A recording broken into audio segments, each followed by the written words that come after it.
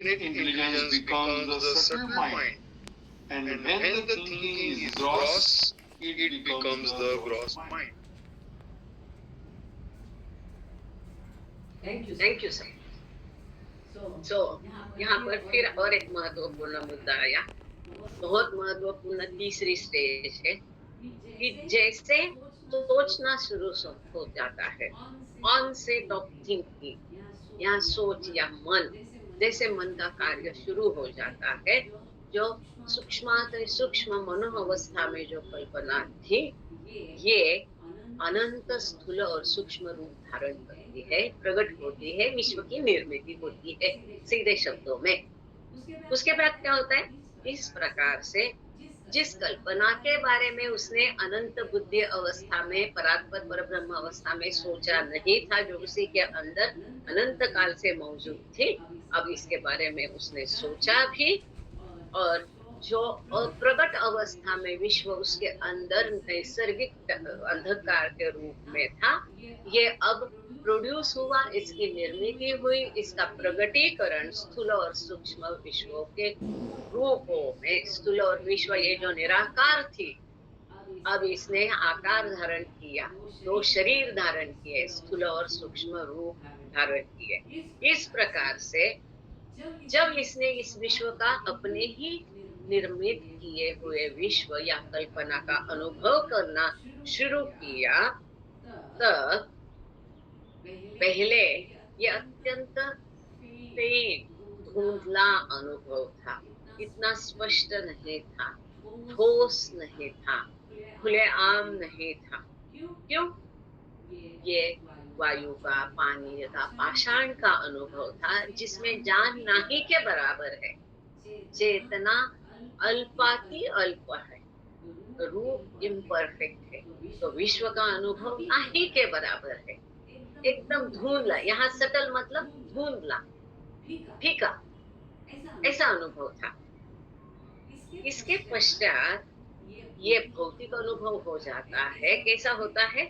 अब ये क्लियर होता है, ठोस होता है, गड़द होता है, खुले आम होता है, जैसे कि कीटक है, वनस्पति है, पंछी है, जलचर है, इनका अनुभव, क्योंकि इनमें चेतना और अधिक है, रूप अधिक प्रकट है।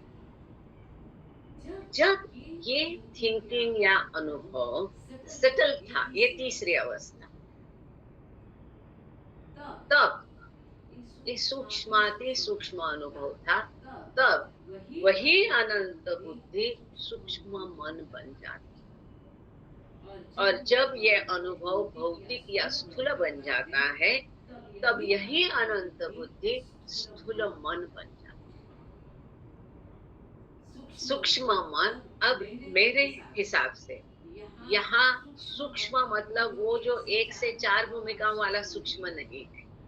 सटल मतलब हम कहते हैं ना, बहुत, अरे ये तो बहुत बारीक है, ऐसा कहते हैं, उस अर्थ से यहाँ सटल शब्द लेना है, जो हम सटल ग्रास सटल में भौतिक और प्राण जगत वाला अर्थ, यहाँ पर सूक्ष्म जगत वाला अर्थ नहीं लेना है। लेकिन प्राण बहुत, कितना प्राण होता है पत्थर, पाषाण और धातु में, तो जीव शास्त्र तो उसको निर्जीव ही कहता है, इसमें प्राण नाही के बराबर है, तो इसलिए यहाँ अर्थ अलग है। ये लाइक अणुरेणु, ओके, थैंक यू, परफेक्ट। तो जैसे एटम है, पहला जो रूप है, ये अणु का रूप है, तो वहां क्या अनुभव है? नाही के बराबर है। ये इसीलिए यहाँ स्थूल एनी रेणु या थोडका, यस, अणु रेणु या थोडका तुका आकाश आहे एवढा, सुंदर पंक्ति है, तुकाराम महाराज का अभंग है ये, और बहुत गहरा इसका मीनिंग है। अणु रेणु या थोडका तुका आकाश आहे एवढा, कि ये अणु रेणु इतना नहीं है, तुका मतलब जो स्वयं साक्षात्कारिक सद्गुरु है, वो कितना महान है, तो पूरा उसमें भरा है, आकाश भी और सब चारों तीनों जगत। ऐसी वो अभंग है, शायद गाने वाले जो है वारकरी, उनको भी इसका पता नहीं होगा कितना गहन मीनिंग उसमें है। अच्छा हो गई तुम आज आ गई, तो एक आध पैराग्राफ तुमको ले लेना हुआ था। अच्छा, you are also not well ना, okay. So यहाँ जो हम अनंत बुद्धि थी, ये निर्मिति के साथ अनंत मन बन गई, दूसरी अवस्था। अब तीसरी अवस्था है जो अणु रूप, पाषाण रूप या धातु रूप में वो थोड़ का अनुभव, हल्का अस्फुट अनुभव होता है। तब ये अनंत बुद्धि सूक्ष्म मन बन जाता है। अब जो ये भौतिक स्थूलता से अधिक पक्का, एपरेंट, गहन, गहरा, गड़द अनुभव धारण कर लेता है इस विश्व का, तब यही अनंत बुद्धि स्थूल मन बन जाता है। ये नया कंसेप्ट यहाँ पर मन का, सूक्ष्म मन और स्थूल मन, इस पिक्चर में आया है। और फिर भी इसके बारे में और किसी को कुछ कहना है तो यू आर वेलकम। सो ये महत्वपूर्ण तीसरी अवस्था जो है, अनंत बुद्धि पहले अनंत मन बना, अब ये सूक्ष्म मन बना और स्थूल मन बना। इसके पश्चात है 10 इन द वेरी बिगिनिंग से लेकर के आधा पैराग्राफ आप आइए यूनिवर्स तक सर। जय बाबा। ओके, जय बाबा। इसका जो सबहेडिंग है एडिटर का, formless infinite mind and the most finite and progressively less finite mind. Thus, in the very beginning, when thinking steers into action, the infinite intelligence becomes the formless infinite mind and creates the subtle and gross universe. Really speaking, there is no such thing as actual creation, but only the manifestation of the infinite intelligence, find most finite imagination into infinite, subtle and gross form. And then immediately it becomes the most finite, subtle and gross mind for the purpose of realizing this manifested, subtle and gross universe. Okay sir, thank you. तो यहाँ फिर से अत्यंत अत्यंत महत्वपूर्ण है, जब शुरुआत में घुंगी उड़ाली, आकाशी दिने गिनले सूर्याशी, यस, ये भी ईश्वर साक्षात्कार का ही वर्णन है। सो शुरू में जब सोच कार्यान्वित हो गई, मन एक्शन में आ गया, कार्यरत हो गया, तब अनंत बुद्धि अनंत मन बन गया। ये हमने देखा, निराकार है, मन का कोई आकार नहीं है, ये अनंत निराकार मन बन गया। और इसने स्थूल और सूक्ष्म विश्व निर्माण किए।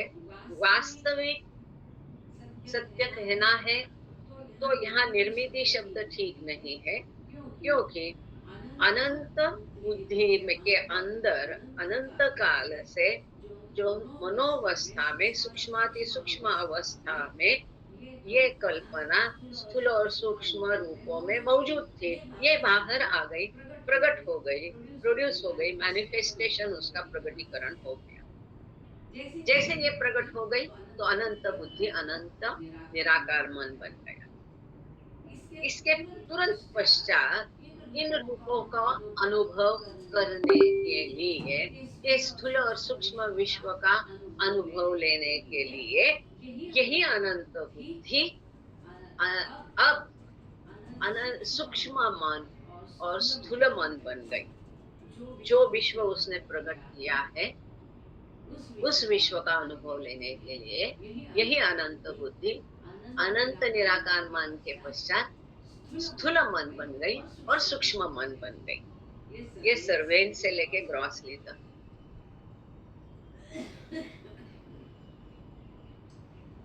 When at first infinite intelligence is in the formless infinite mind state, the imagination or universe is produced and preserved and destroyed in subtle and gross form. But subsequently, when it is in the most finite, less and less finite, and infinite, subtle and gross mind state, this imagination or universe is realized subtly and grossly. So फिर से एक बार इसका repetition है। जब शुरू में अनंत बुद्धि निराकार अनंत मन अवस्था में थी, तब उस अवस्था में उसमें विश्व की निर्मित की या कल्पना प्रकट हो गई, और उसका प्रिजर्वेशन एंड डिस्ट्रॉयशन ये भी उसके साथ ही अध्यारूप है। उसने ये स्थूल और सूक्ष्म रूपों में विश्व की निर्मित की, परंतु इसके पश्चात जब ये अत्यंत सीमित और फिर कम सीमित और फिर अनंत स्थूल और सूक्ष्म मनोअवस्था में आकर के अपनी ही निर्मित कल्पना का या विश्व का स्थूल और सूक्ष्म रीत्या जिस अनंत बुद्धि ने अनुभव लेना शुरू किया। जय बाबा। दिलीप पाठाड़े भाऊ, आपको क्या पूछना है? क्या आपका हैंड रेज है? जय बाबा। गलती से हुआ है कि कुछ नहीं नहीं नहीं, वो गलती से हो गया, गलती से हो गया। मुझे लगा। जय बाबा। जय बाबा। हे आपल्या तिकडचे आहेत, अक्का पाथर्डीचे आहेत, कोपरगाव आपल्या नगरकडचे थे। अक्का, you want to say something for whatever now we have covered, or shall we move ahead? As you wish. If you want, I can in short. Okay, narrate. Jai Baba. Jai Baba, so that your throat can take some rest. जय बाबा।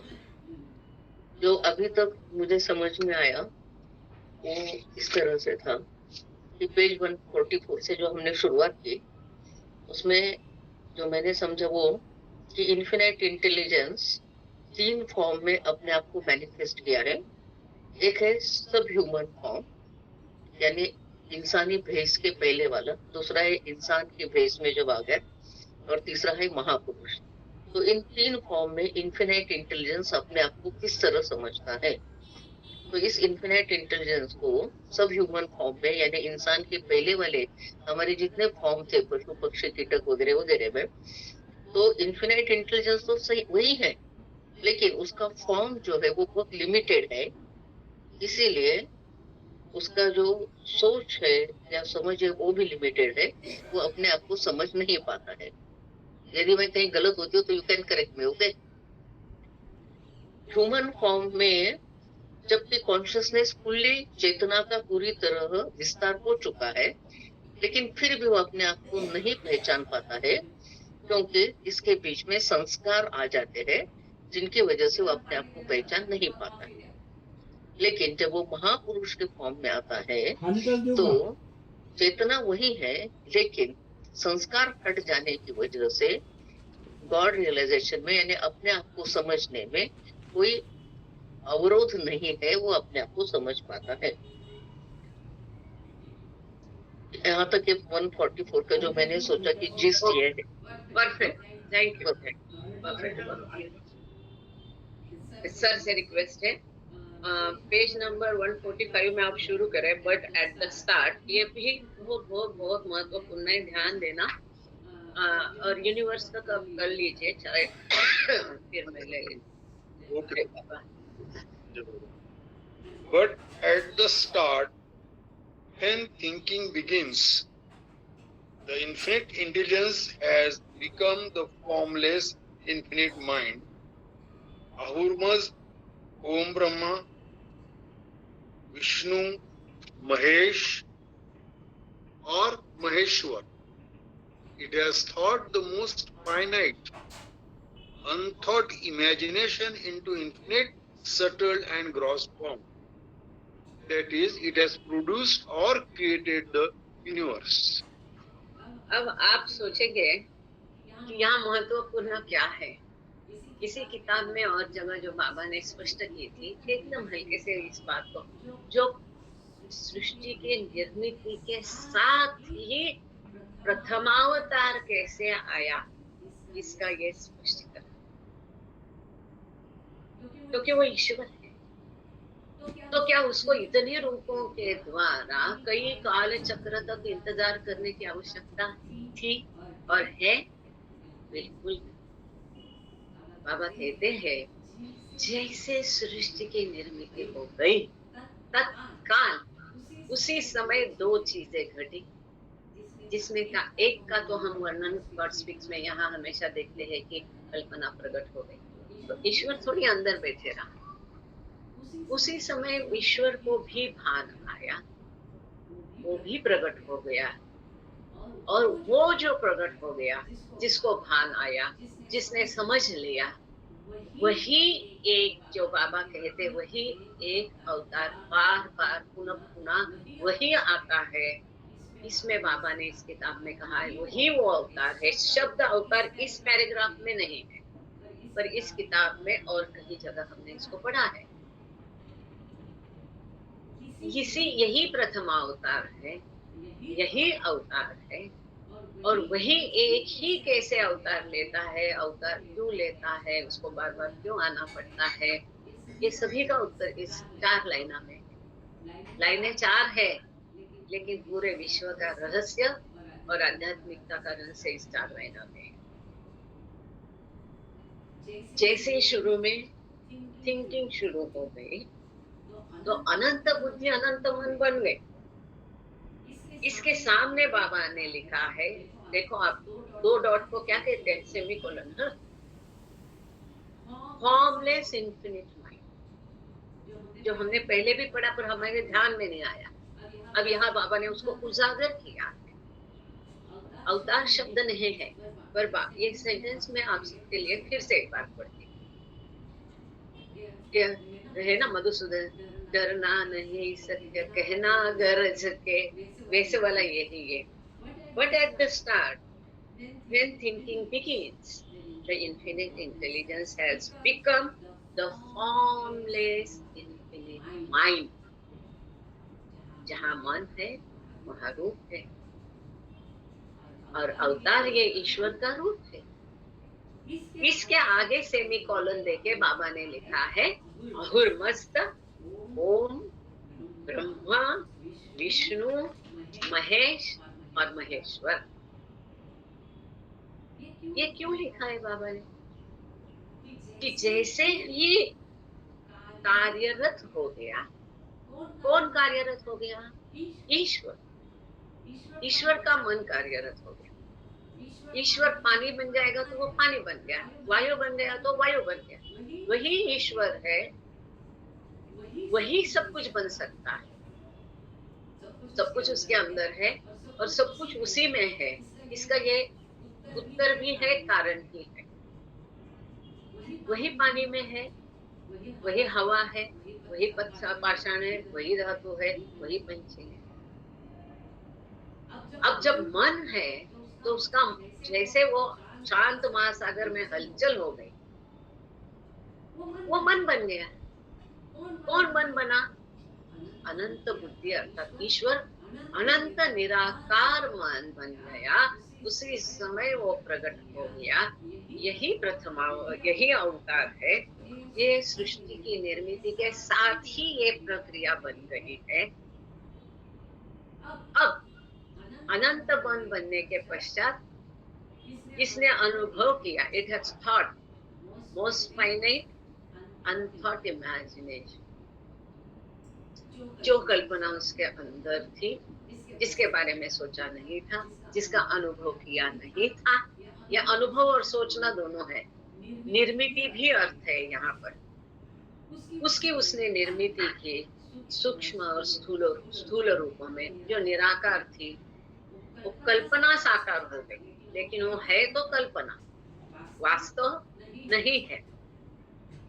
और इस प्रकार से उसने विश्व की निर्मिति की।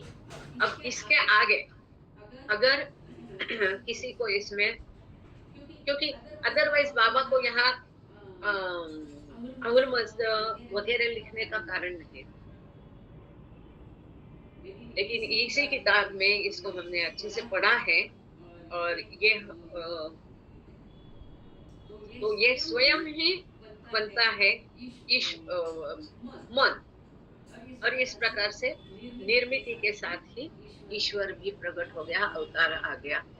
अब इसके बाद में हम चलते हैं पेज नंबर 146, 146, और यहाँ बाबा ने ये रूपों की आवश्यकता क्यों है, भौतिक शरीर जरूरी क्यों है, ये फाइनिट्यूड या सीमितता क्यों जरूरी आ गई, इसका बहुत लॉजिकल साइंटिफिक आंसर यहाँ पर बाबा ने दिया है। सॉरी, अब जो हम आगे पढ़ने वाले हैं इस पैराग्राफ में इसका सुंदर उत्तर है, ये भी पढ़ेंगे। और फिर जो पहले हमने पढ़ा इसके ऊपर किसी को चर्चा करनी है, कोई डिफरेंट इंटरप्रिटेशन है तो वेलकम। फिलहाल सर से रिक्वेस्ट करते हैं विद द बिगिनिंग से लेकर के आप इन अदर वर्ड्स तक जाइए सर, आपका रेखा हो जाएगा। Thank you. ओके जय बाबा। जय बाबा सर। एडिटर ने जो सबहेडिंग दिया है, the formless infinite mind of Ishwar creates but cannot realize the universe. With the beginning of thinking, the formless infinite mind, that is Ishwar, although infinite, does not realize the universe.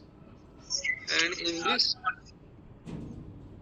in this respect, it is similar to the real infinite mind state of Sadguru. The difference between the two, however, is that in the case of Sadguru, the infinite real mind, realizing itself, has ceased to have any connection whatsoever with the universe or imagination. Sir 2 minute रुकना जरा please. कोई एक बार बार mic खोल रहे हैं, फिर आपका ना रिकॉर्डिंग नहीं होगा बराबर। 1 मिनट जरा।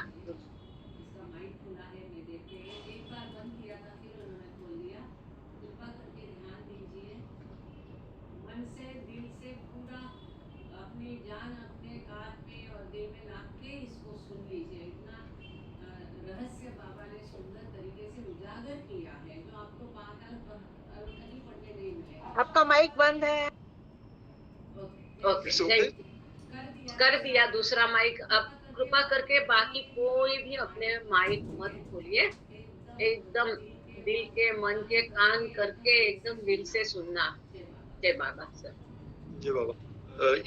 स्टार्ट से पढ़ूं या आफ्टर 3-4 लाइंस? शुरुआत से लूं? The difference between, Yeah, the difference between the two, however, is that in the case of Sadguru, the infinite real mind, realizing itself, has ceased to have any connection whatsoever with the universe or imagination.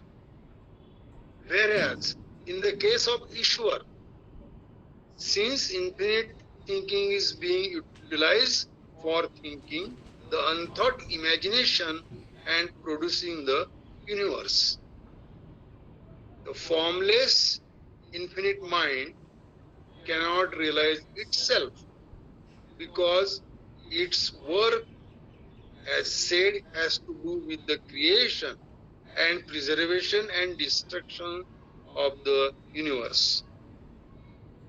Okay sir, thank you sir. तो इतना सुंदर तरीके से बाबा ने कहा है कि निर्मिति के साथ उसका मन अनंत बन जाता है और फिर भी वो अनुभव नहीं कर सकता है, क्योंकि अनुभव करने के लिए शरीर चाहिए, माध्यम चाहिए, रूप चाहिए। और दूसरी बात ये है कि इसका अनंत मन, अनंत बुद्धि का अनंत मन, या अर्थात ईश्वर स्वयं निर्मिति के कार्य में इतना गढ़ गया है, तो वो एक ही कार्य कर पा रहा है निर्मिति का, और उस समय उसको अनुभव करने का कार्य नहीं करता है। इसलिए उस स्थिति में, निर्माता की स्थिति में, वो विश्व का अनुभव नहीं कर रहा है। ये यहाँ दिया है। शुरू में जब सोच शुरू हुई, मन का कार्य शुरू हो गया, तो जो ईश्वर या अनंत निराकार मन है, ये भले अनंत है पर विश्व का अनुभव नहीं कर सकता है, क्योंकि ये इसका अनंत मन अब सद्गुरु के जैसा ही अनंत मन है। जो शुरू की अवस्था है ईश्वर के अनंत मन की, ये सद्गुरु के अनंत मन जैसी ही अवस्था है, जैसी है, मतलब वो तो नहीं है, क्योंकि सद्गुरु तो सारे रूपों के द्वारा अनुभव करके फिर उसकी चेतना प्रकल्प होके फिर संस्कार रहित चेतना भर के फिर उसको अनुभव हो गया, अरे मैं तो ईश्वर हूं। और यहाँ अभी तक वो अनुभव नहीं, क्योंकि रूप नहीं। सद्गुरु के अनंत मन जैसी अवस्था इस समय में ईश्वर के अनंत निराकार मन की होने के बावजूद दोनों में फर्क ये है कि सद्गुरु का जो इन द केस ऑफ सद्गुरु की अवस्था में जो अनंत सत्य मान है, ये स्वयं का साक्षात्कार करता है। और इस समय उसने विश्व की निर्मिति करना, विश्व का अनुभव करना, कल्पना का अनुभव करना, भास में रहना, ये सब बंद कर दिया। Ceases to experience the universe or imagination। लेकिन वो जो अनंत मन है वो अब निर्मिति के कार्य में गढ़ा है, बिजी है। God is busy in creation, creating the creation. So he is not realizing। ईश्वर का अनंत निराकार मन और सद्गुरु का निराकार मन एक जैसा है, लेकिन सद्गुरु ने अब विश्व की निर्मिति करना बंद कर दिया है, विश्व का अनुभव करना भी बंद कर दिया है। परंतु ईश्वर के केस में ये अनंत सोच के कारण, since infinite thinking is being utilized for the thinking the unthought imagination, Mahavir भी अनंत मन है, परंतु उस अनंत मन का उपयोग ईश्वर निर्मिति के लिए कर रहा है और सद्गुरु अनंत मन का उपयोग स्वयं का साक्षात्कार करने के लिए कर रहा है। फर्क समझ में आ गया? ईश्वर का निराकार अनंत मन और सद्गुरु का अनंत मन एक जैसा ही है, लेकिन वहां पर उसके पास शरीर नहीं है, इसलिए वो विश्व का अनुभव नहीं कर सकता है। दूसरा, उसका अनंत मन ईश्वर का निर्मिति के कार्य में बिजी है, गड़ा है। लेकिन सद्गुरु ने अब निर्मिति का कार्य करना, निर्मिति या कल्पना का अनुभव करना बंद कर दिया है और सद्गुरु स्वयं को ही अनुभव कर रहा है। ये तीन महत्वपूर्ण बातें यहाँ पर इस पैराग्राफ में, इसमें निर्मिति में तीनों अवस्था आ गई। ब्रह्मा, थैंक यू मेरे प्रदीप चौधरी जी, किसी को तो समझ में आ गया। इसकी अब निर्मिति में ब्रह्मा विष्णु महेश तीनों का भी समावेश है। Thinking the unthought imagination and producing the universe, the formless infinite mind cannot realizing itself। जब ये निर्मिति कर रहा है तो निर्मिति का अनुभव नहीं कर सकता है, because its work as said has to do with the creation and preservation and destruction of the universe। क्योंकि अब उसका काम क्या है? विश्व की निर्मिति करना, उसकी रक्षा करना, उसका नाश करना। तो ये ब्रह्मा विष्णु महेश जो तीसरी अवस्था ईश्वर की बताई गई है गॉड स्पीक्स में, इस कार्य में अब ये डूबा हुआ है और इसके कारण अनंत मन होने के बावजूद वो स्वयं का साक्षात्कार यहाँ नहीं कर सकता है, लेकिन सद्गुरु कर सकता है। अब अगर बाकी लोगों की समझ में ये क्या मसला है, महत्वपूर्ण बात है, रूपों की आवश्यकता क्यों है, ईश्वर होके भी अब वो स्वयं को अनुभव नहीं कर सकता, क्योंकि उसके पास रूप नहीं है, माध्यम नहीं है, शरीर नहीं। लेकिन सद्गुरु के पास वो है और सद्गुरु ये पूरी रूपों की यात्रा करके मैन टू गॉड बना है, तब वो अपने आप का अनुभव कर सकता है। इसलिए रूपों की आवश्यकता है, ये भी इसका एक अवस्था है। फिर भी अभी भी समझ में अगर नहीं आया है तो आगे बाबा ने ही दूसरी भाषा में फिर इसको स्पष्ट किया। इन अदर वर्ड्स, ये आगे का पैराग्राफ पढ़ने के पश्चात और क्लियर हो जाएगा। इन अदर वर्ड्स से लेके इटसेल्फ तक ले सकते हैं ये बात। In other words, having thought the unthought imagination, the formless infinite mind's connection is with this imagination or universe. Its thinking is solely for the purpose of manifesting this imagination or universe, and not for the purpose of realizing it. However, the manifested universe has to be realized.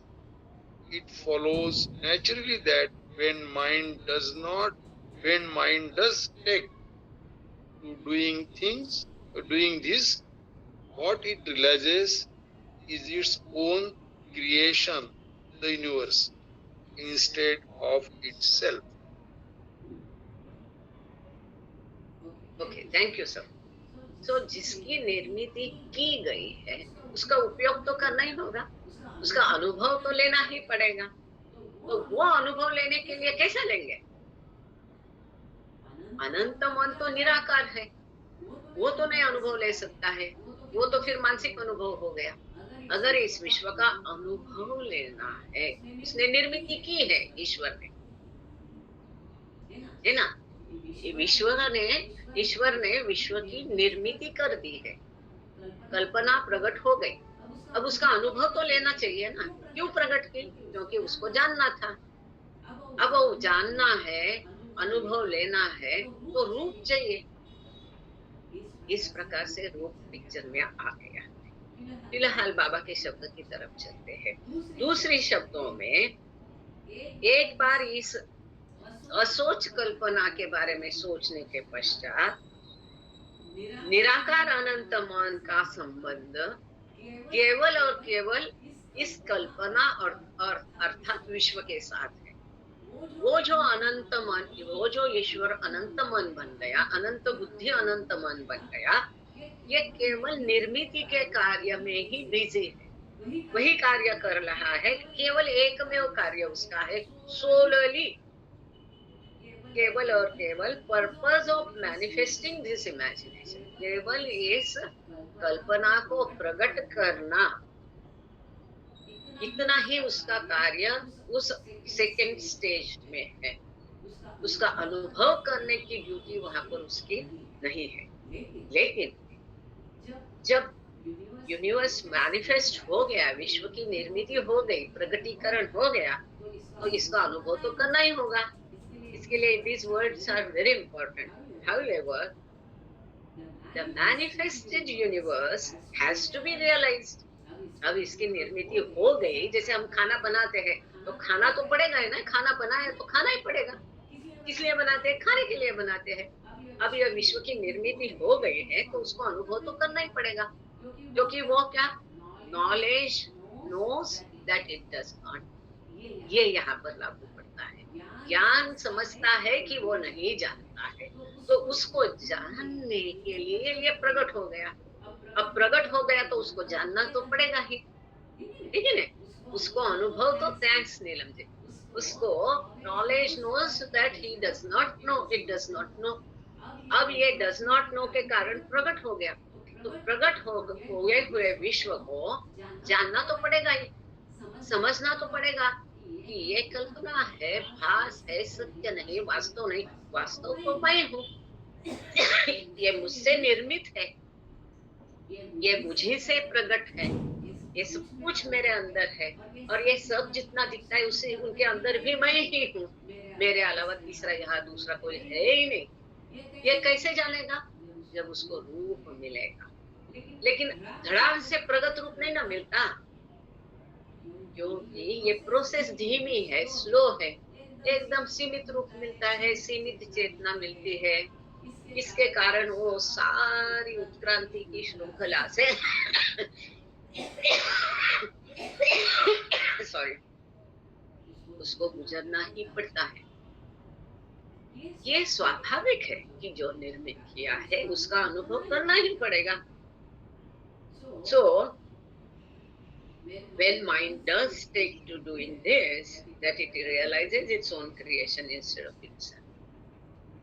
और जब ये होता है कि जो निर्मित किया उसको तो अनुभव करना ही पड़ेगा, और फिर ये होता है कि वो जिसने निर्मित की है वो स्वयं ही अपनी निर्मित का अब धीरे धीरे अनुभव करने लगता है। पहले सीमितता से, फिर थोड़ी कम सीमितता से, फिर पूरी अनंतता से, और अंत में वो स्वयं को, अपने आप को अनुभव करेगा। परंतु but this process for realizing the universe cannot commence as long as the infinite mind of Ishwar is still in formless state. यहाँ उत्तर है, रूपों की आवश्यकता क्यों है, शरीर जरूरी क्यों है, भौतिक फॉर्म, भौतिक रूप आवश्यक क्यों है। यहाँ स्पष्ट दिया है, जो अत्यंत महत्वपूर्ण है।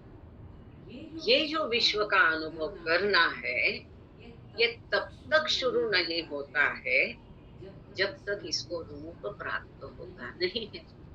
जो निराकार अनंत मन अवस्था है, ईश्वर अभी है, लेकिन कौन सी अवस्था में है?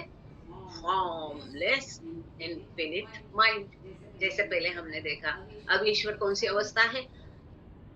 निराकार अनंत मन की अवस्था में है। मन तो कर सकता है, लेकिन निराकार मन है। अब निराकार फॉर्मलेस है, उसका कोई रूप नहीं है, शरीर नहीं है। तो ये ईश्वर निराकार अवस्था में है। कौन सी अवस्था में है ईश्वर? अभी निराकार अवस्था में है। तो ये तो ईश्वर विश्व का अनुभव नहीं कर सकता है। क्यों? क्योंकि अभी जो निराकार कल्पना थी, उसने क्या किया? प्रगटीकरण के पश्चात दो साकार रूप धारण किए, एक था स्थूल और दूसरा था सूक्ष्म। अब कल्पना निराकार थी, लेकिन प्रकट होने के बाद वो साकार होगी, उसने दो रूप धारण किए, जो कि साकार है, स्थूल और सूक्ष्म। अब इसका अनुभव लेने के लिए इसके पास भी, निराकार मन के पास भी दो शरीर होना जरूरी है कि नहीं? अब निराकार का अनुभव निराकार करता तो बात और है, लेकिन अब कल्पना तो साकार हो गई। अब निराकार मन, समझ रहे हैं आप? ध्यान दीजिए, निराकार मन, formless mind, how it can experience the form. हमने 1000 बार देखा है कि कल्पना बाहर प्रकट होते ही उसने दो रूप धारण किए, स्थूल और सूक्ष्म, दो शरीर धारण किए हैं, दो रूप धारण किए हैं, और वो साकार हो गए। जब कल्पना के दो रूप साकार है, तब निराकार मन उनको कैसा अनुभव कर पाएगा? सो ये निराकार मन को शरीर होना जरूरी है, और इस प्रकार से ये निराकार मन ने दो शरीर धारण किए, एक स्थूल शरीर और सूक्ष्म शरीर। क्लियर? एकदम शांति है, क्या बात है। हम जो बोलते हैं, वेदांतों में जो लिखा है, मनोदेह को कारण देह कहा है, यही यहाँ लिखा है। इसी को बाबा समझा रहे कि कारण देह या मनोदेह ये आधार है स्थूल देह और सूक्ष्म देह का। लेकिन उसकी जरूरत क्यों पड़ी? क्योंकि कल्पना ने दो रूप धारण किए, स्थूल और सूक्ष्म विश्व। तो उसको अनुभव करने के लिए अनंत मन को जरूरत पड़ी रूप की, स्थूल और सूक्ष्म रूप की शरीर की आवश्यकता पड़ी। बाबा के शब्द पढ़ते पहले सर से विनती करती हूँ, बट दिस से लेके क्रिएटेड तक आप पढ़ लीजिए, फिर बोलते हैं वापस से। Last para, same one. But this process of but this process of realizing the universe cannot commence as long as the infinite mind of Ishwar is still in its formless state. Since the subtle and gross universe manifested by it now has subtle and gross form. In short, the formless infinite mind cannot realize this universe of form that itself it has created. So, ये जो विश्व की हमने पहले देखा manifested universe has to be realised, it follows naturally कि जो प्रकट विश्व है इसका अनुभव करना ही पड़ेगा, यह स्वाभाविक है। परंतु इस प्रक्रिया में इस विश्व को अनुभव करने के लिए, रियलाइज करने के लिए, महसूस करने के लिए ये निराकार मन तो कर नहीं सकता, क्योंकि अब जो स्थूल और सूक्ष्म विश्व है इन्होंने स्थूल और सूक्ष्म रूप धारण किए। संक्षेप में जो निराकार अनंत मन था ये विश्व का तब तक अनुभव नहीं ले सकता है जब तक उसके पास शरीर नहीं है, रूप नहीं है, माध्यम नहीं है। In short, the formless infinite mind cannot realize this universe of form that itself has created. उसने स्वयं ने ही ये विश्व निर्माण किए हैं और इस विश्व को हमने कई बार देखा।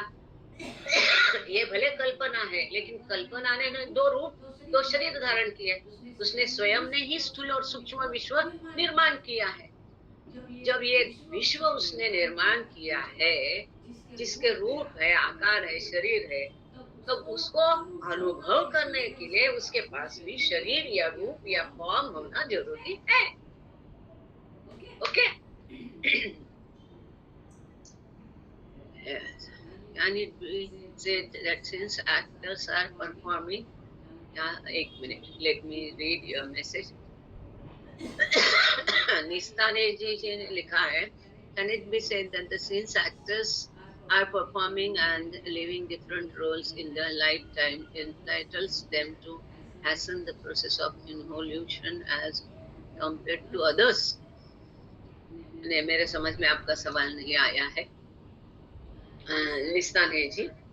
ये इन्वोल्यूशन बहुत आगे की प्रक्रिया है, अभी तो हम इवोल्यूशन का कारण देख रहे हैं। इन्वोल्यूशन अंतर्वर्ती प्रक्रिया ये बाद का भाग है। फिलहाल हमारा फोकस है कि ये उत्क्रांति की प्रक्रिया शुरू क्यों हुई, है ना? डायरेक्ट वो अपने आप को महसूस क्यों नहीं कर पाया? ईश्वर है, सब कुछ कर सकता है, क्या जरूरत थी इतने सारे रूप, इतने सारे स्पेसिस, इतनी लंबी यात्रा, ये कई कालचक्रों का प्रवास, ये झमेला किसने कहा? इसकी क्या आवश्यकता थी? ये रूप धारण करने की, इतने सारे बंदर चींटी, हाथी घोड़ा, पशु पंछी, ये सब जरूरी क्यों था? इसका उत्तर यहाँ पर बाबा ने दिया है कि जो उसने विश्व प्रकट किया तो विश्व का अनुभव तो लेना ही पड़ेगा। अब प्रकट करते समय उसने क्या किया कि उसको दो शरीर दे दिए, स्थूल और सूक्ष्म विश्व निर्माण किया, स्थूल और सूक्ष्म जगत तैयार हो गया। अब जिसने आकार धारण किया है उसको निराकार के साथ में अनुभव नहीं कर सकते, आकार के साथ ही उसका अनुभव करना पड़ेगा। इसके लिए मन को दो शरीर धारण करने पड़े, और मन के दो शरीर है, स्थूल शरीर और सूक्ष्म शरीर। इस प्रकार से रूपों की आवश्यकता पड़ी, और रूप पिक्चर में फॉर्म है ना, रूप पिक्चर में आ गए। काहे को दुनिया बनाई। करेक्ट। कोई गाना है ये सुंदर सा। अब आगे चलने के पहले इस, क्योंकि ये बहुत महत्वपूर्ण है, यह आधार है, मनोदेह यह आधार है। यहाँ से सूक्ष्म देह और वहां से उसका कारण, मतलब मनोदेह के कारण प्राण देह, और प्राण देह के कारण स्थूल देह, ये होता है। इस प्रकार से उनकी चेन है। अब यहाँ पर एक फुटनोट है, लेकिन वो आगे के पैराग्राफ से रिलेटेड है। फिर भी इसके बारे में अगर कोई कुछ कहना चाहता है कि because this is very important, रूपों की आवश्यकता क्यों पड़ी, इस पर और चर्चा यदि करना चाहते हो, क्योंकि जिस प्रकार चाहिए वैसा रिस्पांस नहीं मिला, अभी भी कोई संभ्रम अगर मन में है, क्या इस पर चर्चा की जाए थोड़ी बहुत, 2-5 मिनट? साइलेंस। करनी है कि नहीं करनी, कुछ तो बताइए। अक्का, will you take?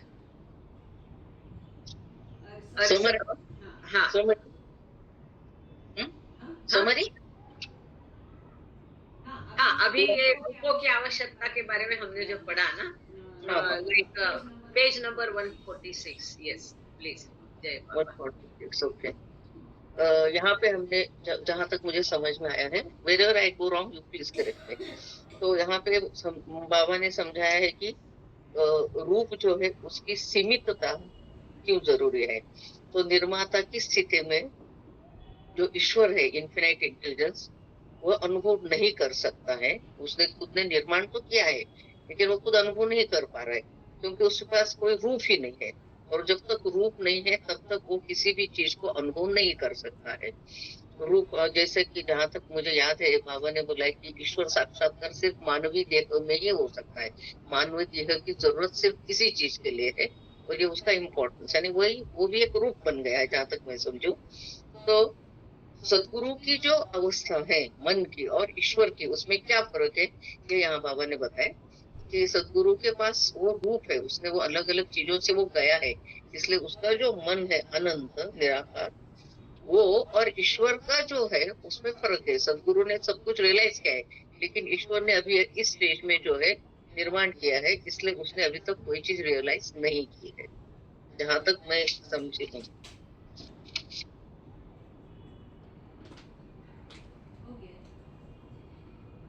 Okay, perfect. Have no doubt. Perfect. Anyone else? Anyone again want to say something? Ask something? या हम आगे बढ़े? आगे बढ़े या और इस पर चाहते हैं कोई स्पष्टीकरण? ठीक है, गांगड़े सर से रिक्वेस्ट है। सर 146 पेज में आखिरी पैराग्राफ है। मैडम प्लीज ये थोड़ा सा इसको बता दीजिए, ये इल्यूजन और डिल्यूजन ये क्या होते हैं? अभी आपने बताया ना, पढ़ा है भ्रम और भास। यस सर, भ्रम भास, जो सत्य नहीं है उसको सत्य समझना, यही भास है, भ्रम है, इल्यूजन है, डिल्यूजन है, कल्पना है, मिथ्या है। जैसे कि ये विश्व सत्य नहीं है और हम इसको सत्य मान के इसको दिलो जान से हमारी कोशिश चलती है, प्राप्ति, लाभ, हानि, मजा, दुख, सुख, सब कुछ सत्य। तो ये मैडम इल्यूजन कहलाएगा या डिल्यूजन कहलाएगा? ये सर मैं नहीं जानती, मैं भाषा तज्ञ नहीं हूँ। मैंने आपको कई बार रिक्वेस्ट की, आप सच्ची बातें बोलिए, हम कोशिश करेंगे, जहाँ नहीं पता हम बोलेंगे हमको नहीं मालूम। ओके ओके, लेकिन सॉरी मैडम, भाषा नहीं, सॉरी की बात नहीं सर।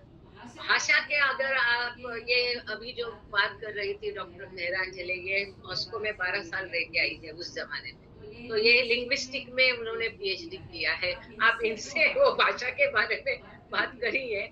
इल्यूजन कहे, डिल्यूजन कहे, जैसा मैंने पहले भी कहा है, कि शब्द है, भौतिक है, मर्यादा है। आप कितना भी उसको पकड़ने की कोशिश करो, आप पूरी बात पकड़ में कभी नहीं आए।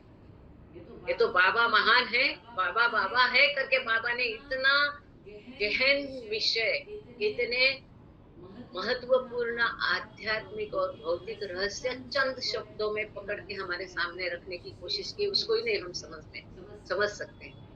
फिर भाषा का खेल और अगर हम इसमें करेंगे तो मुश्किल है। जहाँ हम देखते हैं बाबा ने भी कई बार गुजराती, हिंदी, मराठी, कई भाषा के अलग अलग शब्दों का उपयोग किया है कई जगह। कई बार एक भाषा का एक कोई शब्द जितना प्रभावी होता है उतना प्रभावी अर्थ दूसरी भाषा नहीं बता सकती।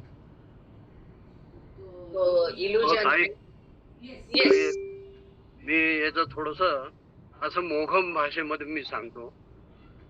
जय बाबा, आता इल्यूजन म्हणजे प्लीज सर, हिंदी ओनली। हाँ, इल्यूजन का मतलब मैं ऐसे ही एक मोघम है, एक आईना अगर डॉग के सामने रखा, already dog is in illusion and when he see his image in mirror, तो वो उसको भोगता है। ही अगेन सी हिज मिरर, तो वो डिल्यूजन हो गया। म्हणजे भ्रमात भ्रम, भ्रम में भ्रम। तो dog is barking to his image, already he is dwelling in भ्रम, and he bark on his image, own image. Oh, जय वो बाबा वो अवतार वो मेरे को कृपा वो कीजिए। शैडो कहलाएगी, शैडो। सर एक minute, thank you Pradeep ji, बहुत बढ़िया। इल्यूजन और डिल्यूजन, और सुषमा जी थैंक यू, माया और धोखा। और आपका कुछ कहना चाह रही है, बोलिए, इसके बाद में फिर हम रीडिंग शुरू करेंगे। जय बाबा। जय बाबा। नहीं नहीं, मैं सिर्फ ये बोलना चाहती थी कि ये जो हमने अभी भाषा की बात की है ना, तो वो तो अनुवाद की बात है। शब्द अलग अलग जो इस्तेमाल होते हैं, अलग अलग लोग अलग अलग तरीके से करते हैं। लेकिन जहां तक मैं समझू, हमारा जो ये बुक रीडिंग का पर्पस है वो भाषांतर या अनुवाद नहीं है। तो सिर्फ बाबा ने जो बताया है उसकी जिस्ट, यानी उसका जो सार है वो हमें समझना है। जिसे इन मराठी में सार बोलते हैं, इंग्लिश में जिस्ट बोलते हैं, हिंदी में क्या बोलते हैं पता नहीं। यानी जो मोस्ट उसका इम्पोर्टेंट चीज है, गाभा, उसे हमें समझना है बस। शब्द शायद इतने मायने नहीं रखते, ऐसा मुझे लगता है। वो तो अनुवादक का काम होगा। हम अभी यहाँ अनुवाद नहीं कर रहे, हम किताब पढ़ रहे हैं, उसे समझने की कोशिश कर रहे हैं। राइट? बहुत बार करेक्ट शब्द नहीं आते दिमाग में फास्ट। Yes, perfectly said. और यही है, थैंक यू अक्का। और यही हमारा मकसद है कि उसको हम समझ ले, बाबा क्या कहना चाहते हैं। ये जो उत्सुकता हमारे सबके मन में है, कई सवाल हमारे मन में रहते हैं, इसका उत्तर मिल जाए बस। यहाँ भाषा की अगर हम चर्चा करने जाएंगे तो हमारा एक पेज भी पूरा नहीं हो पाएगा और हम उलझ कर रह जाएंगे। सो इसलिए हम आगे बढ़ते। सर से रिक्वेस्ट है, 10 से लेके आगे माइंड तक कर लीजिएगा। आखिरी पैरा 146 पेज का 147 में खत्म होगा। अपने अपने किताबों में देख लीजिए। जय बाबा। ओके, जय बाबा। एडिटोरियल जो सब हेडिंग है, निराकार infinite mind becomes sakar most finite mind. Thus the infinite mind gets form. In its doing so, that is, when it gets to be in form, that is sakar, the infinite formlessness or nirakar state becomes most finite. For that thinking or mind which was infinite in the nirakar or formless state becomes most finite in the sakar or formful state. So when it begins the process of taking subtle and gross form with which to realize the subtle and gross universe, the infinite mind becomes the most finite mind. Beautiful, thank you sir. अब शुरू में हम ये कोई भी पढ़ेगा तो थोड़ा उलझ जाएगा, है ना। जैसे कि हमने अभी देखा, भाषा का खेल, वो भी एक माया है, इल्यूजन है, डिल्यूजन है। वो भी एक भाषा, मतलब स्थूल माध्यम हो गई ना, तो उसकी सीमितता है, मर्यादा है। तो यहाँ पर केवल हम ऐसा पढ़ते हैं, निराकार इन्फिनिट माइंड बिकम्स साकार माइंड। तो दुनियादारी का कोई भी मनुष्य झंझोड़ कर रखा जाएगा, मन तो निराकार है, वो साकार कैसे बन सकता है ना। ऐसा स्वाभाविक मन में सवाल आ सकता है, लेकिन यहाँ पर अर्थ इसका अलग है। तो ये तो एडिटर का हेडिंग है, इसको थोड़ी देर बाजू रखते हैं और बाबा का किताब का जो गावा है उसको समझ लेते हैं। निराकार मन है, लेकिन इस निराकार मन के साथ हम अब अनंत बुद्धि विश्व का अनुभव नहीं कर सकते। तो क्या करें? ईश्वर है, तो इसने क्या किया, इस निराकार मन को दो रूप दे दिए। मतलब निराकार मन साकार बन गया, किसके सहारे? स्थूल और सूक्ष्म रूपों के सहारे, स्थूल और सूक्ष्म शरीरों के सहारे निराकार मन साकार बन गया। जादू कर दी, है ना। निराकार मन अर्थात मनोदेह, और यह मनोदेह ने दो रूप धारण किए, एक प्राण देह, प्राण शरीर, और दूसरा स्थूल शरीर, कि जिनके जरिए अब वो अपनी कल्पना का अनुभव कर सके। इसका उद्देश्य क्या था? प्रकट की हुई कल्पना का अनुभव करना। लेकिन मन, निराकार मन के साथ अनुभव नहीं कर सकते, तो रूप कहाँ से लाए? सब कुछ उसी से निर्मित है। अब ये अनंत निराकार मन किसका है? ईश्वर का। अब इसे इन्फिनिट माइंड गेट्स फॉर्म, तो कैसा फॉर्म लेता है, जैसे कि हमने गॉड स्पीक्स में देखा है। अगर वो नहीं पहले पढ़ते तो ये समझ में आना मुश्किल था। मनोदेह आधार है, इसके पश्चात आता है सूक्ष्म देह, सेटल्ड बॉडी, और उसके सहारे या प्राण शरीर, और इसके सहारे होता है स्थूल शरीर। जैसे कि पहले हमने इसका सादृश्य या उदाहरण दिया था रोबो, है ना। प्राण नहीं है तो ये खोखला है, ये स्थूल शरीर कुछ भी नहीं है। और प्राण देह और स्थूल शरीर कहा किसके सहारे है? ये मनो शरीर के कारण है। ये मनो शरीर क्या है? मन है, स्वयं निराकार है। तो अब ये संस्कार वगैरह बातें थोड़ी देर बाद में हटा के इतना ही देखते। When it gets to be in form, साकार, the infinite formless or निराकार state becomes most finite. जब निराकार मन साकार बन जाता है, जो अनंत निराकार है, आकारहीन है, वो जब साकार लेता है, जब आकार लेता है, तो ये सीमित बन जाता है। जो पहला हमारा सवाल था कि क्या आवश्यकता थी, डायरेक्ट मनुष्य का रूप देखे क्या इटसेल्फ को अनुभव करना संभव नहीं था? वो ईश्वर है, कुछ भी कर सकता है। लेकिन यहाँ इतने सारे अनगिनत रूप, पाषाण से लेके मनुष्य तक, इतनी सारी स्पेसिस की क्या जरूरत थी? इसका उत्तर यहाँ पर इस एक सेंटेंस में है। जैसे मन आकार लेता है, अभी मन कैसा था? निराकार था, अनंत था, इन्फिनिट फॉर्मलेस माइंड। कभी कभी ये जो एडजेक्टिव है यहाँ काम आते हैं। मन कैसा था? अनंत मन था, है ना, और निराकार था।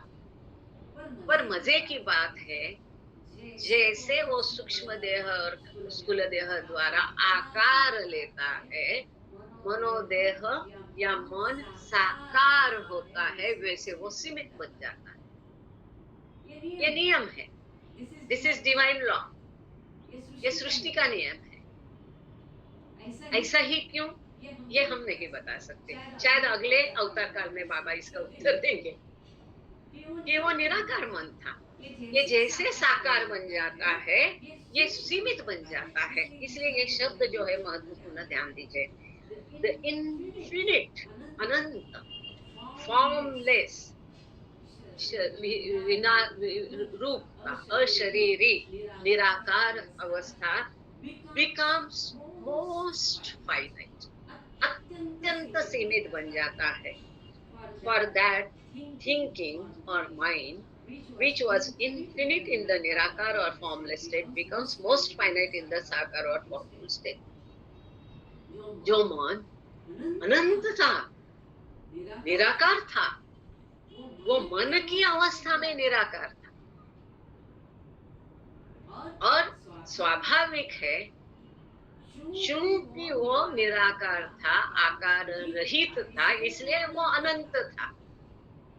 जब उसने आकार धारण किया तो वो अत्यंत सीमित बन गया। इसके कारण जब ये स्थूल और सूक्ष्म रूपों की श्रृंखला शुरू हो गई, इस स्थूल और सूक्ष्म विश्व का अनुभव लेने के लिए, तब अनंत मन अत्यंत सीमित मन बन गया। जो अनंत निराकार मन था, ये पाषाण के रूप में अत्यंत सीमित बनते रह गया। क्यों? क्योंकि उसने आकार लिया। आकार लेते ही उसका अनंतत्व गायब होकर वो मर्यादित बन गया। अब चूंकि उसका रूप मर्यादित है, इस मन ने जो दो देह धारण किए, चूंकि वो देह इम्परफेक्ट और अत्यंत सीमित है, उसमें चेतना भी अत्यंत सीमित आ गई। इसके कारण वही अनंत निराकार मन जो ईश्वर का है, वो अब शरीर धारण करते ही, रूप धारण करते ही, साकार बनते ही अत्यंत सीमित मन बन गया। जो हमारा सवाल था पहले, तीसरे, दूसरे चैप्टर में कि अनंत मन है, वो अब फाइनाइट माइंड कब और कैसे बना? इसका उत्तर यहाँ हमको मिलता है कि तो निराकार अनंत मन था, साकार बनते ही अत्यंत सीमित हो गया। अब चूंकि उसका देह सीमित है, चेतना सीमित है, इसके कारण अब अनंत मन भी मोस्ट फाइनाइट बन गया। माने कि मन है नहीं पाषाण में, धातु में, इतना सीमित बन गया। तो अनंत ईश्वर पाषाण जैसे सीमित मन का क्यों और कैसे बना, धातु जैसा क्यों और कैसे बना, इसका उत्तर हमको ये 4 लाइनों में मिलता है। समझ में आ गया? यहाँ पर एक फुटनोट है, इसको पढ़ेंगे। This passage implies that since Nirakara is the opposite of Sakar, and since the infinite is the opposite of finite, a movement from the Nirakara to the Sakar necessary entails a movement from the infinite to the finite. For an अच्छा, यहाँ पर इन्होंने अपनी तरफ से इसका स्पष्टीकरण किया है। ये कहते हैं कि जैसा ईश्वर अद्वैत था, अकेला था, ये द्वैत उत्पन्न हो गया। जैसे कि हमने देखा प्राण और आकाश ये यूनाइटेडली कंबाइन एकत्रितया अंदर मौजूद थे, विभक्त नहीं थे, अद्वैत स्थिति में थे। सृष्टि की निर्मिति के साथ ये बाहर आके द्वैत बन गया, है ना, और द्वंद्व निर्माण हो गया, द्वैत निर्माण हो गया। इसी प्रकार से उन्होंने द्वंद्व और द्वैत के आधार पर इसका उत्तर यहाँ देने की कोशिश की है कि मन कैसा था? निराकार। निराकार का विरुद्ध क्या है? साकार। मतलब द्वंद्व अस्तित्व में आ गया, द्वैत अस्तित्व में आ गया। अब अनंत मन कैसा था? अनंत भी था। अनंत का विरुद्ध क्या है? सीमित। तो जो निराकार था वो अगर साकार, उसके विरुद्ध साकार बन गया, तो जो अनंत था उसके विरुद्ध वो सीमित बन गया। ऐसा उत्तर यहाँ पर लिखा है। ऐसा समीकरण, एक इक्वेशन लगाओ, निराकार मन इज इक्वल टू, अब क्या बन गया? साकार मन बन गया। अब वो निराकार मन कैसा था? अनंत मन था। उसका I'm sorry, उसका विरुद्ध है साकार मन। तो सॉरी, इसका विरुद्ध है अनंत मन का विरुद्ध है सीमित मन। तो जैसे निराकार मन साकार विरुद्ध बन गया, वैसे अनंत मन सीमित मन बन गया, इसका विरुद्ध हो गया। यहाँ अब पेज नंबर 147 पर, थैंक यू। नेक्स्ट पैरा है, इन स्टोन से लेके स्टोन फॉर्म तक आप पढ़ लीजिए सर। जय बाबा। यूनिवर्स, अच्छा एक मिनट, यहाँ सर ने कुछ लिखा है, वो पढ़ते हैं पहले। देखो, अगर आपके मैसेज पर मेरा ध्यान नहीं जाए तो आप स्वयं ध्यान खींचते जाना, कभी देखते कभी नहीं। सारांश, universe is illusion but we think it is real, that is our delusion. Very good. I feel may be wrong. नहीं, परफेक्ट सर। अच्छा, जयश्री देशपांडे, अच्छा देशपांडे मोहन का नाम, Deshpande for illusion delusion difference, this phone has sound problem. Okay okay okay, ठीक है, जय बाबा। Okay, सबको थैंक यू। आगे चलते हैं। सर अभी भी हमारे पास 10 मिनट है, उसका अच्छा उपयोग करते हैं, क्योंकि आज हम समय समय पर रुके हैं, तो अंत में रुकने की मेरे ख्याल से जरूरत नहीं। फिर भी अगर किसी को कुछ सवाल है, कुछ चर्चा करनी है तो हैंड रेज करिए, अदरवाइज सर शुरू कर सकते हैं। हम लोग पेज नंबर 147 147 में है, पहला पैराग्राफ, इन स्टोन से लेके स्टोन फॉर्म तक। आप फटाफट पढ़ लीजिए, फिर हम लेंगे। एडिटोरियल सब हेडिंग है, body and mind in stone form are most finite and most imperfect in stone or atom form, which is the very first form. The infinite intelligence becomes the most finite mind. Thus, even though it has received a subtle and gross body through which to take experience of the subtle and gross universe, yet in the process it has become most finite. For the subtle and gross body which it has received, being most finite, is most imperfect. So the infinite fine thinking at the outset of its taking action or motion becomes most finite, almost nil in stone form. Okay, thank you sir. So जैसा कि अभी हमने पहले ही देखा है कि निराकार अनंत मन साकार सीमित मन कैसे बन गया। इसी श्रृंखला में जैसे कि उत्क्रांति की श्रृंखला की स्टेजेस है, वो महत्वपूर्ण स्टेजेस को लेकर के बाबा ने एक्सप्लेन यहाँ पर किया है कि जैसे हम देखे पाषाण रूप में, जो कि शुरू का पहला उत्क्रांति की श्रृंखला में पहला रूप लिया है, अनंत बुद्धि अर्थात ईश्वर अत्यंत सीमित बन जाती है और इस प्रकार से उसे एक अत्यंत सीमित, इम्परफेक्ट, अपरिपूर्ण, ओबड़ धोबड़, जिसको हिंदी में क्या कहेंगे, मतलब जिसका कोई ठीक आकार नहीं, रूप नहीं, कोई परफेक्शन उसमें नहीं है, ऐसा एक उसको स्थूल और सूक्ष्म रूप अनंत बुद्धि को मिल गया इस स्थूल और सूक्ष्म विश्व का अनुभव करने के लिए। और इस प्रकार से ये जो प्रोसेस है, प्रक्रिया है, इस प्रक्रिया में यह अनंत बुद्धि अत्यंत सीमित बन गई और उसे अत्यंत सीमित, इम्परफेक्ट ऐसा स्थूल और शरीर मिल गया जो कि बहुत सीमित है, इम्परफेक्ट है, ताकि वो इस विश्व का अनुभव कर सके।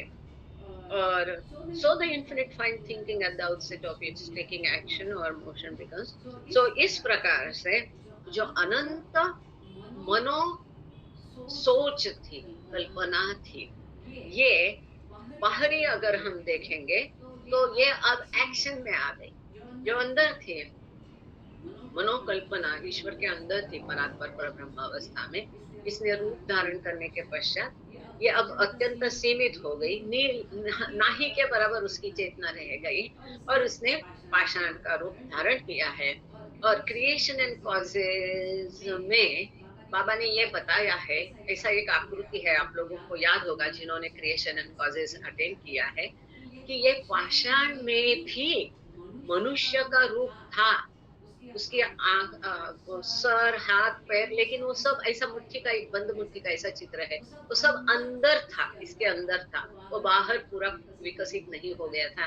बहुत सुंदर स्पष्टीकरण वहां पर बाबा ने इवन स्टोन फॉर्म का दिया है क्रिएशन एंड कॉजेज में। खैर आगे चलते हैं, सर से रिक्वेस्ट है 10 से लेके हो पाएगा पैराग्राफ सर, 6 मिनट है, आप नीडेड फटाफट पढ़ लीजिए ताकि एक लिंक बनी रहेगी। Editorial subheading है from most finite to infinite thinking and most imperfect to perfect form. Thus, when it begins to think, the infinite intelligence becomes the infinite mind, and as such creates the universe. And then it becomes the most finite mind in stone form in order to realize its creation. Thereafter, the infinite intelligence thinking, originally most finite in stone form, now gradually increases and takes progressively more and more advanced subtle and gross forms commensurate to the increase in this thinking. That is, the mind at first most finite, now it becomes less and less finite through the series of advancing forms. And accordingly, the mind's subtle and gross bodies become less and less imperfect through the series of advancing forms, until the thinking mind reaches the human form. There the thinking or mind becomes infinite, as before when it was creating the universe, but now it has acquired the perfect subtle and gross body that it needed. Thank you sir, perfect. So ये इस प्रकार से ये शुरू होता है, जब सोच शुरू हो गई, सोचना या मन का कार्य शुरू हो गया, तो अनंत बुद्धि अनंत मन बन गई, जैसे हमने देखा, और इस प्रकार से उसने विश्व की निर्मिति कर दी है। अब इस प्रकार से वो अनंत विश्व की निर्मिति के साथ वह अत्यंत सीमित मन बन गई, वही अनंत बुद्धि पाषाण के रूप में, ताकि वो इस विश्व का अनुभव कर सके। इसके पश्चात अनंत बुद्धि अनुभव करना शुरू किया, यहाँ थिंकिंग का अर्थ अनुभव है, अनुभव करना शुरू किया, और सबसे शुरू में उसने पाषाण के रूप में अनुभव किया, और धीरे धीरे बढ़ती श्रृंखला में और प्रगत प्रगत रूपों के द्वारा, स्थूल और सूक्ष्म शरीरों के द्वारा, ये जैसा शरीर वैसा अनुभव, जितना प्रगत चेतना उतना प्रगत शरीर उतना और अधिक अनुभव, वो उसकी अनुभव विश्व का बढ़ते गया रूपों के साथ। इस प्रकार से मन जो है शुरू में अत्यंत सीमित और उसके पश्चात थोड़ा कम सीमित, इस प्रकार से थोड़ा और प्रगत अधिक प्रगत रूपों के साथ उसने प्रगत शरीर भी प्राप्त कर दिए, स्थूल और सूक्ष्म शरीर। और इस प्रकार के इस श्रृंखला में विकसित रूपों के साथ ये मनुष्य रूप तक पहुंच गया और उसने अधिक अनुभव प्राप्त करना, इस विश्व का अनुभव लेना शुरू किया। यहाँ पर फिर से थिंकिंग माइंड है, यह अनुभव करने वाला मन है, अनुभव करता मन है। There the thinking becomes infinite. अब मनुष्य के रूप में चूंकि उसको परिपूर्ण और परफेक्ट शरीर प्राप्त किया, जिसको बाबा ने क्रिएशन एंड कॉजेज में बच्चों को स्कूल के पढ़ाते समय समझाते समय कहा था कि मनुष्य का रूप ये विश्व की प्रतिकृति, मोस्ट परफेक्ट। यहाँ हर बार बाबा ने कहा है ये मनुष्य का रूप सबसे प्रगत और परिपूर्ण परफेक्ट है विश्व का अनुभव करने के लिए और पूरी प्रगत चेतना को उसमें समाहित करने के लिए। तो इस प्रकार से पूरी प्रगत चेतना के लिए पूरा प्रगत परफेक्ट परिपूर्ण ऐसा मनुष्य का रूप मिला, जो कि when it was creating the universe, thinking becomes infinite as before।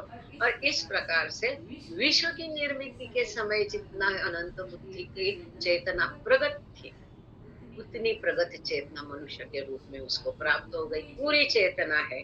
परंतु इसने परफेक्ट शरीर भी प्राप्त कर लिया, but now it has acquired the perfect subtle and gross body that it needed. और पूरी प्रगत चेतना के साथ पूरा प्रगत स्थूल और सूक्ष्म शरीर जैसा उसको चाहिए था विश्व का और स्वयं का अनुभव करने के लिए भी, फाइनली अंततः इस विश्व को पूरी तरह से क्यों शरीर की जरूरत पड़ी? Because it has manifested universe. अब विश्व को निर्माण किया तो उसको अनुभव तो करना ही पड़ेगा, लेकिन पाषाण का रूप कुछ काम का नहीं रहा, बहुत कम अनुभव कर सकता था। धातु का रूप कुछ अनुभव का उपयोग का नहीं, बहुत कम अनुभव करता था। इस प्रकार से वो चलता गया, यहाँ और थोड़ा अनुभव हो गया और अंततः उसको मनुष्य का रूप मिला, जहाँ वो इस उसकी निर्मित कल्पना का पूरी तरह से अनुभव कर सके। साथ ही में इस कल्पना को अनुभव करना बंद करे तो स्वयं का भी वो अनुभव कर सके, कोहम का उत्तर सोहम मिल जाए।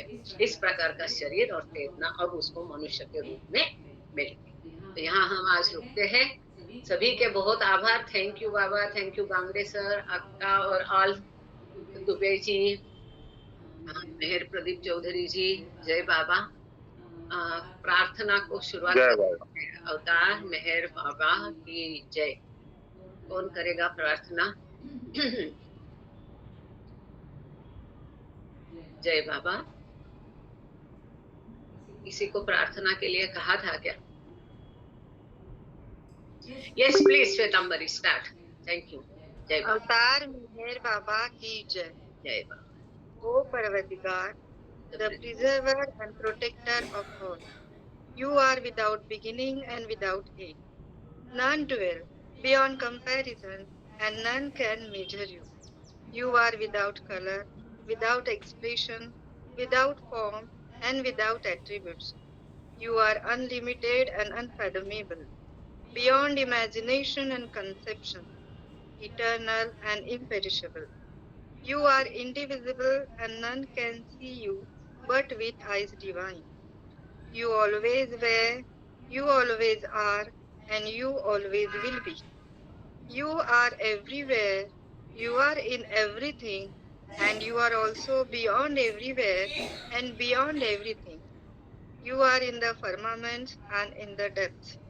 You are manifest and unmanifest, on all planes and beyond all planes.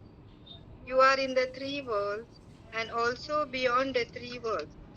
You are imperceptible and independent. You are the Creator, the Lord of Lords, the knower of all minds and hearts. You are omnipotent and omnipresent. You are knowledge infinite, power infinite, and bliss infinite. You are the ocean of knowledge, all knowing, infinitely knowing, the knower of the past, the present, and the future. And you are knowledge itself. You are all merciful and eternally benevolent. You are the soul of souls, the one with infinite attributes. You are the trinity of truth, knowledge, and bliss. You are the source of truth, the ocean of love. You are the ancient one, the highest of the high. You are Prabhu and Parmeshwar.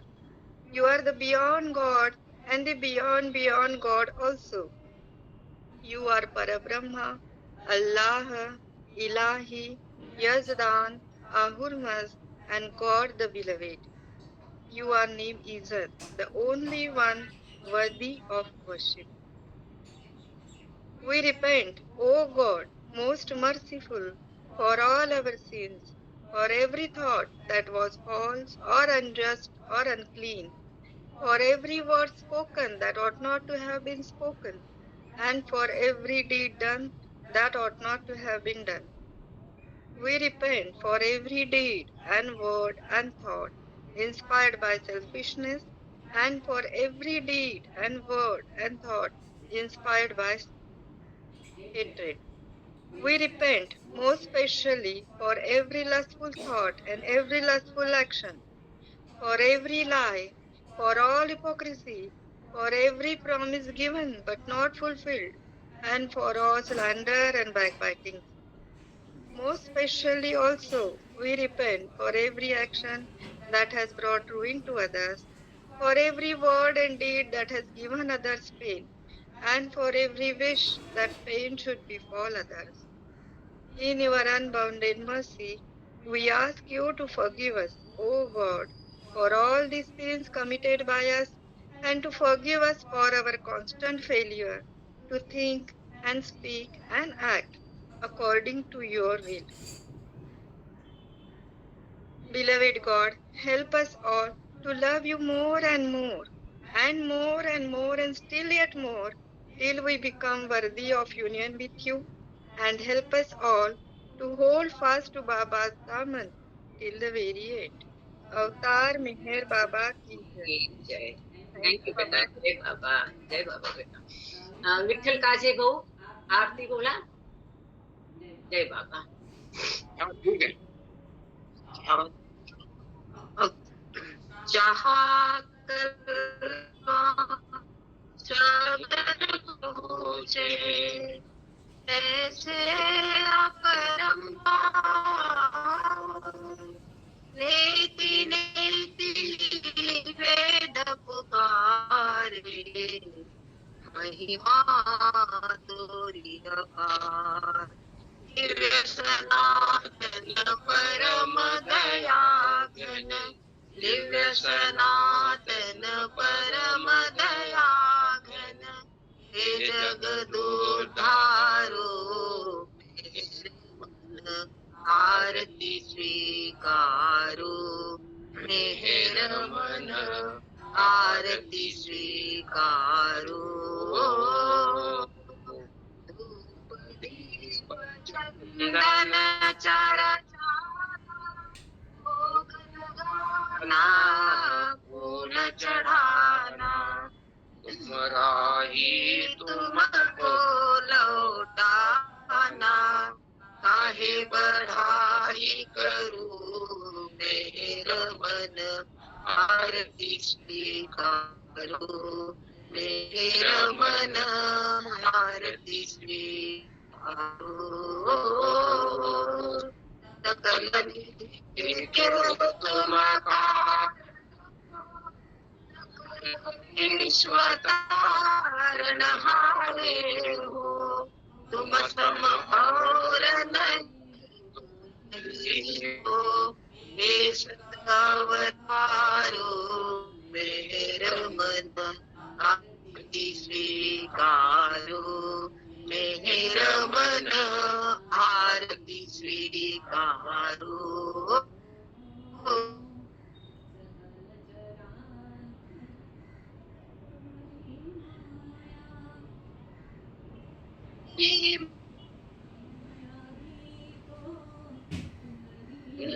न कोई पाया तुम हो अनंत करो मेहर मन आरती स्वीकारो मेहर मन आरती स्वीकारो को जब जो नहीं जाने महिमा तुम्हारी क्या पहचाने तो कुछ भी कहते न गाते तुम्हारो मेहर मन आरती स्वीकारो मेहर मन आरती स्वीकारो नाही तुम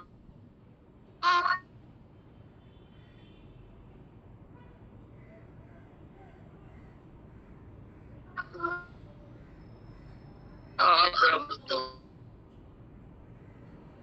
जनों मेरा मन आरती स्वीकारो मेरा मन आरती स्वीकारो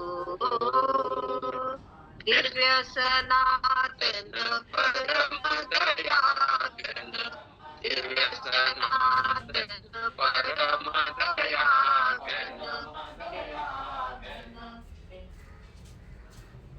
मन आरती स्वीकारो मेहर मन आरती